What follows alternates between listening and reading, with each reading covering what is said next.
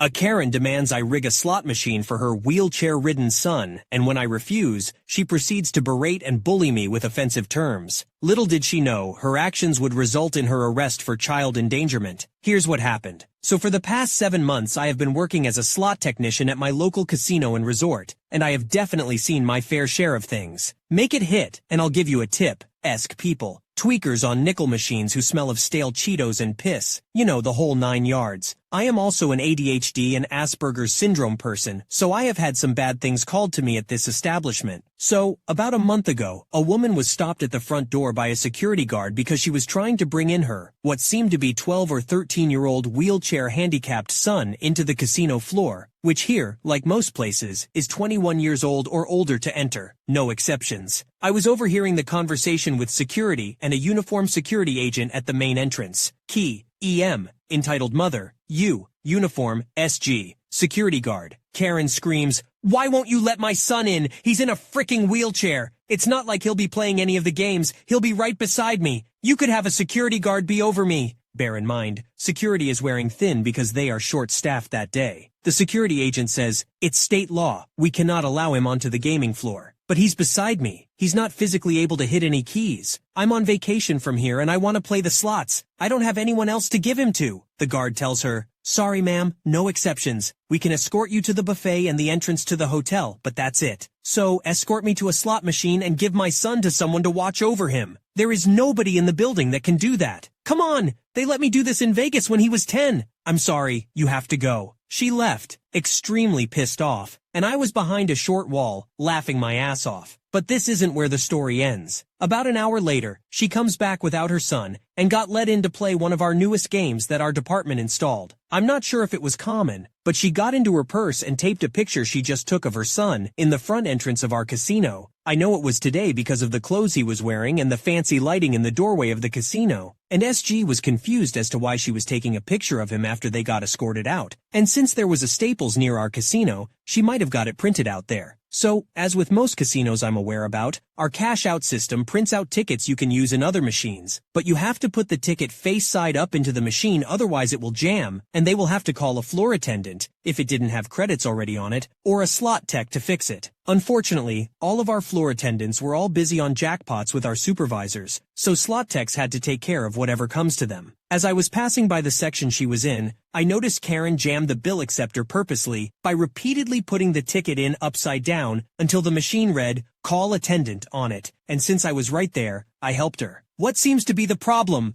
Karen screams. "The damn ticket wouldn't go in. I can't play this game." "Don't you worry, ma'am. I'll fix this up for you and you can keep playing." I then call the machine into surveillance so they don't get alarmed that I opened a machine. "Well, since you have it opened and it is broken, maybe you can give me free play for my troubles." "I apologize, ma'am. I'm just a slot technician. I don't have the power to do that. You could go to the Players Club and talk to them if you'd like." "Well, rude. Since you know the machines and currently opened up mine, can you fix it to hit a big jackpot? I need the money for my son." She then proceeds to point to the picture she taped on the machine. "Ma'am, I do not have the authority to make it hit, and I certainly do not think it is possible, as it was pseudo-random as I was aware of. But my son is wheelchair-ridden, and I need that money for medical expenses. Are you trying to stop me from doing that?" Me, closing up the machine after handing her ticket back. "Nope, machine's ready for you. Let me put a little fairy dust on it for good luck." I then proceed to rub the machine with non-existent fairy dust, in the hope of her getting lucky, as I do when I fix a machine up to give happiness to the patron Karen, pointing to my keys. "Well, why don't you make yourself actually useful and use your fairy wand to grant me my wish?" "As I have said, I have no power to do that." Karen screams. "What are you, retarded? I'm only asking you to rig the machine to pay out for my sick fricking son. Are you mentally handicapped, boy? It's not coming out of your fricking paycheck." Let me tell you, I was bullied for being different all my life, and other than being called fat, I was also called retarded a lot, so it really hit too close to home. Me, trying not to burst out crying. Unfortunately, I do not have any authority to do such a thing. I don't. In my state, it is considered a felony. She yelled at me, berating me, calling me spastic, which I later found out that is a highly offensive term for a handicapped person in Great Britain, and how I was too stupid to be doing a job like this, among other offensive terms. I called my supervisor about the ordeal, and while I was calling him, 2 of our city's policemen came to her and arrested her for child endangerment. She had apparently left her kid outside in 30-degree F weather in the car. and a security guard on parking lot patrol noticed him and asked a few questions. And, yes, her picture was sent to us from surveillance, and now she's on a permaban list for our casino. Oh, and because of her, I had a panic attack in the slot tech office because of her berating me so harshly. Luckily, they gave me an extra 15-minute break to hopefully reset, but I'm okay now. OP left an update. I actually just found out at work what happened to the kid and mother. Turns out the mother was attempting to sue our casino for endangering her child because we didn't let her in with him. Also discrimination. I'm not sure what the sentencing was, but a few security supervisors said it was some jail time and CPS was called. Needless to say, the case got thrown out. Oh my goodness, OP, this story is absolutely wild. Can we just talk about how this Karen not only tried to break the law by getting her underage son into the casino, but also had the audacity to ask you to rig a slot machine for her? I mean, come on. And the way she taped a picture of her son on the machine, talk about dedication to her cause. But the real kicker is how she left her son in the car in 30 degrees Fahrenheit weather and then got arrested for child endangerment. Karma really came for her, huh? It's a shame you had to go through that panic attack though, OP. No one deserves to be treated like that, especially not at work. My crazy entitled teacher cuts the tube of my insulin pump with medicine I require to live, right in the middle of class thinking that I'm listening to music through headphones that I was hiding. Here's what happened. This happened when I was in middle school. You know, back in the days of wired headphones, so about 2011 or something. I've been a type 1 diabetic since I was about 4 years old, and I use a continuous glucose monitor and an insulin pump. I had an IEP, so all my teachers were told about it, and that I would need my insulin pump in class, that it might make noise, and I might have to pull it out of my pocket and mess with it if I needed insulin, or I might need to drink a juice pouch, and I was able to do so at my discretion. We had one teacher who was a complete hard ass for no reason. She was notorious for making kids cry during presentations. She even told one girl who wanted to be a doctor to find a cure for cancer, because her little sister had childhood cancer, that she would need to actually be smart to do that while chuckling to herself. Let a kid dream, man. We were like 12 years old. As you can imagine, she was also at war with technology. And on a side note, these days, I use my phone to check my glucose and give myself an insulin bolus. I can't imagine being a kid today and dealing with a teacher like that when the lines are blurred and your smartphone actually is a life-saving medical device. But anyway, if you're not familiar with insulin pumps, the kind I use has a little tube that connects the pump which has the insulin to my body which needs the insulin. This teacher also liked to be weirdly obtuse about things. Instead of being like other teachers and simply saying something like, "No cell phones in class, put it on my desk," which would allow me to remind them it's an insulin pump, and they'd usually say something like, "That's right, my bad," she would instead try and talk abstractly about what she wanted to happen while walking around the room. So this particular day she kept alluding to students listening to music in class, that you should be careful what you do because she can see it, that us kids think we're so sneaky, but the adults know what we're up to. I obviously wasn't listening to music, so I figured she'd seen someone with headphones in the room, and the next thing I know she had snuck up behind me with scissors. It took me a good moment to realize what exactly had happened, because I was astonished. I was used to teachers thinking I had a cell phone or getting upset about my pump beeping during an exam, but no one had ever touched it before, much less cut my life-sustaining tube. I was actually sitting with my mouth agape, and she turned to me, now that she was at the front of the class again, and said something along the lines of,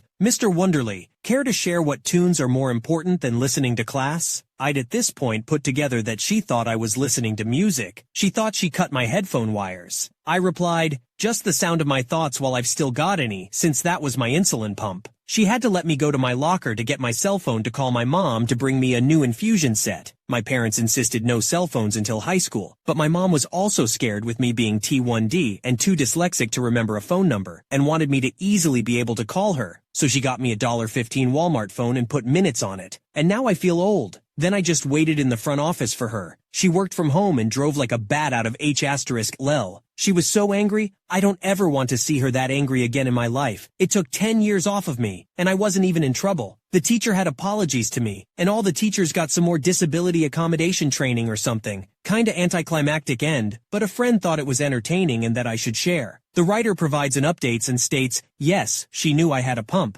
I had an IEP and my teachers were given the information they needed to know about my diabetes." Even still, a lot of non-diabetics just don't get it, or they forget. It would happen a lot, and teachers would ask for my phone if they saw me messing with it under the desk. Really, I was going through a thing and embarrassed about being diabetic, so I would often try and hide it, so I get how they thought I had a phone, but a simple reminder it's a pump was enough for every other teacher. Yes, she did get really close to me. I was facing the front of the room to look at the projector screen and to take notes. She snuck up behind me from the back of the room where she was lecturing at us from, and reached her arm down towards me with the scissors. I didn't notice her doing that. Kids used to keep their iPod or whatever in their pocket and then run their headphones up under their shirt. It sometimes left a little bit of the wire peeking out from their pocket to get to their shirt. That's where she cut the pump, was down at my waist. In terms of her apology, it wasn't too bad. We had a meeting with her, the principal, assistant principal, and a lady from the special education office, plus me and my parents. She said she was sorry for her actions and that she shouldn't have treated me that way, and she hopes I don't grow up to expect people to act like that towards me. She forgot I had a pump, but I didn't feel like she was making an excuse. She was saying she should have been more mindful and it was her fault and that I did nothing wrong. She also said I was brave and calm in the face of adversity. Stuff like that. And then she apologized to my mom and dad for frightening them, and for any costs, she offered to pay for it, but they declined. They wanted all the teachers to get more education about kids with diabetes, and the school had like a nurse diabetes educator or someone come in to talk to the teachers. No, my parents didn't sue her or the school. No, she wasn't fired. Yes, I still had to be in her class. And yes, I did have extra supplies kept in the nurse's office, but I also just really wanted my mom in that moment because I was a kid. This was a tiny school and did a lot of backwards things. They mishandled my learning disability as well. And one year, one of my teachers was surprised my dad has mild cerebral palsy and thought it must be so tough for me having to deal with that, and would talk to him like he was 5 during student-teacher conferences. He's an engineer. Also, when my mom showed up, I was sitting in the office waiting for her. I think it took her like 15 minutes to get there post-phone call. She asked me if I was okay and checked out the damage that was done. I could tell she was mad, not with me obviously. She walked straight up to the receptionist and just asked where the teacher was, and they phoned the classroom and had my teacher come to the office. The principal also came out. My mom ripped her a new one, but she didn't yell, though I honestly think that made it more terrifying that she was very collected. I don't remember word for word, but basically she said that removing my insulin pump was a violation of my IEP, not to mention that it is a medical device and an extension of my body which is keeping me alive, and that she would have the audacity to damage life-saving medical equipment was reckless and criminal. That type 1 diabetes is no joke and takes lives, that she should count herself lucky. She didn't damage the pump itself, and she let her know how expensive they are and everything they had to do to get me one. She's had years of practice having to argue to take food into places they don't let you take outside food, or in the airport that I can't take my pump through scanners, etc. She was very practiced at putting the fear of God into people, but in a way that they can't turn it on her and say she's being disruptive. Then she took me home for the rest of that day.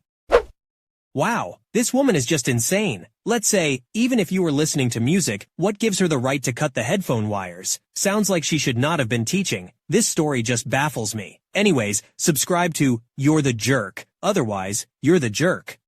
This next story is just wild. A Karen demands a sexual assault test for her daughter despite her daughter's refusal, and as a result gets arrested for assault and neglect, and is facing up to 10 years in prison. Here's what happened. It is a regular Thursday night at the ER. After my first job and the issues I had at the clinic, I am already done with bullshit. And I do like to look at myself as I am a good Southern woman, accent and all. So I am plugging myself in for another 10-hour show. We have the usual revolving door of patients coming in for a busted eardrum, medication referral, and a few ambulances coming in with patients from a nearby old folks home. Most nights it's for a urinary tract infection. Fun fact, most elderly will get aggressive or become disoriented when they have one. Typically we keep them overnight for observation, or let them hang out in the ER for a 3-hour nap. They're just so cute. Most of the time we can have you in and out within 1:30 on a good night. I don't know what was in the air on this particular night, but things were smooth. We all know we ER staff is always superstitious and just waiting for that one crackhead to roll on up for the good-feeling drugs. It was just after midnight when a mother and her young daughter walk on up the registrar. There are like 20 cameras at the nurse's station, so we can see everything. Maybe a little too much at times. This mama comes in and wants us to take a look at her daughter. The registrar, who is just barely out of high school, inputs her into our medical system and has the patient fill out the basic demographic information needed for a patient to be seen. Our lovely registrar is seen on the monitor getting up and coming to the back to ask a question. My registrar, who we'll call Nicole, asks, "Hey, do we have a victim's advocate on staff tonight?" And I reply, "No." Why? Well, this mom out here is claiming her daughter has been sexually assaulted and would like to be evaluated. Well, we can do the evaluation, but there is no advocate unless I call the authorities. Nicole says a quick thanks and returns to the front. Registers the little girl approximately 11 years old into the system to be seen. My medical assistant goes to the triage room, calls them in and starts to do the preliminary evaluation, then gets them settled in bed 4. Once settled in, my medical assistant comes up to me and gives me that one look. You know the look. That mama is crazy. It's not so much that she is crazy, it's that this mama makes hell for anyone.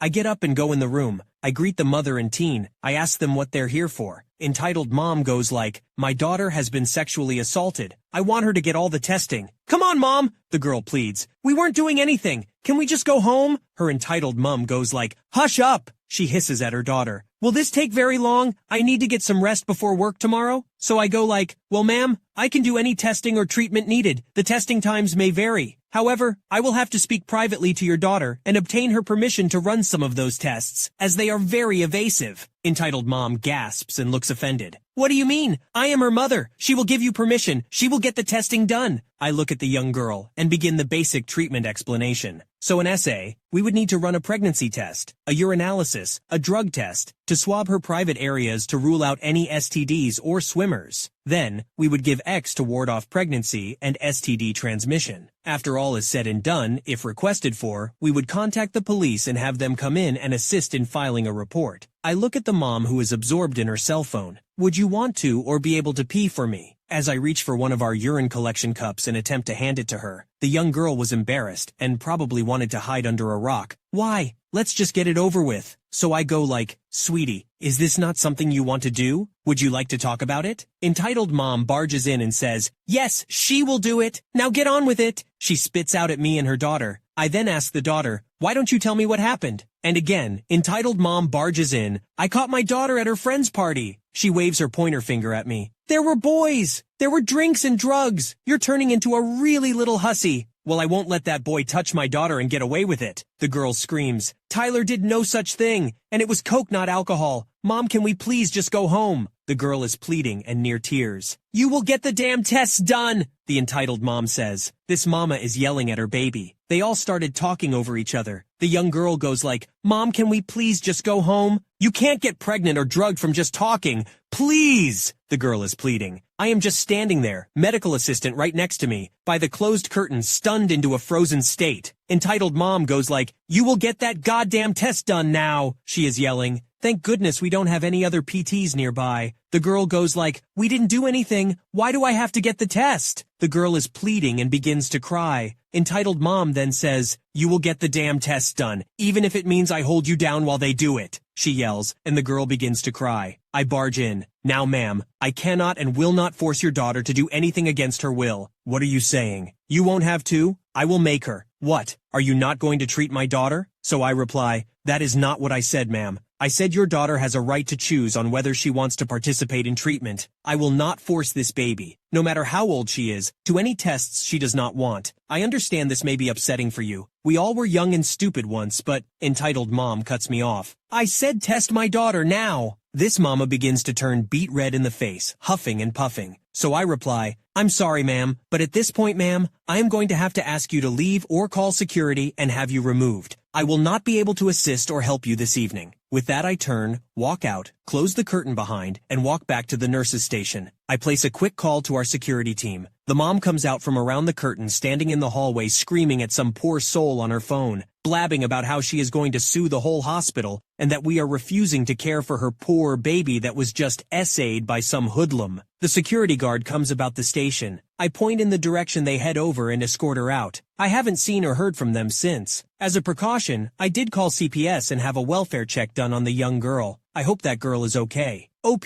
then leaves an update. After the mom and daughter left the ER, the security team and I had placed separate calls to the local CPS. I did not know they made a call. I cannot confirm that CPS made a visit at 2 a.m., but at the end of my shift, 5 a.m., we have to brief our department lead supervisors, and the incoming lead supervisor and I went home for the day. Upon hearing about the night's conflict, the security team supervisor got in contact with someone from the CPS office and his good old buddy, our city's chief of police. He was able to fill me in on what has transpired. A CPS worker and the chief made a personal house call by 9 a.m. the next day. CPS was able to do a thorough investigation with a frantic EM. Entitled Mom was arrested for assault battery on a minor and neglect. As for the young girl, she was placed with her aunt that lives a few houses down. When they went home, the minor tried to stand up to her mom, and her mom threw something at her daughter that caused swelling and bruising to the right side of her cheek. There is no father in the picture. The young girl has since testified against her mom that alleged abuse had happened frequently, and oftentimes she was left alone for days, sometimes weeks. The young girl was granted guardianship to her aunt through Guardian Ad Litem, an organization that aids children in domestic situations. The young girl could choose never to see or speak to Entitled Mom again. According to the chief and security supervisor, the girl had reported additionally that her mom has been drinking and hanging out with a string of strangers, and it was discovered that Entitled Mom was into illicit drugs and alcohol. The Entitled Mom had tried to plead insanity, or that she was mentally unstable to answer for her actions. Only that was determined likewise by the court. She is set to be sentenced in 2 weeks. The mother is looking at 6 to 10 years jail time.